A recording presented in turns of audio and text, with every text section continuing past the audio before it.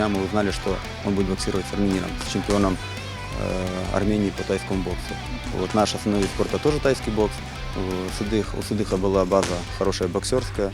В принципе, подкорректировали, то есть спланировали, как работать. Сделали вес. Ну, в принципе, то есть плодотворно занимались, тренировались, готовились и, в принципе, сделали свою работу.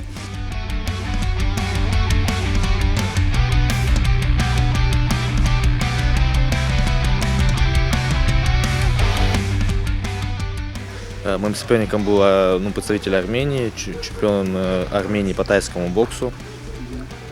В упорном бою мне удалось одержать победу в третьем раунде отказом секунданта.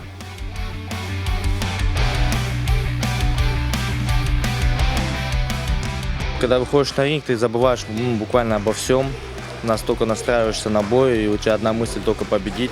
Особенно перед этим боем очень много людей мне помогало и финансово, и морально, просто не мог их не подвести, поэтому делал все возможное, чтобы выиграть и привезти поезд домой.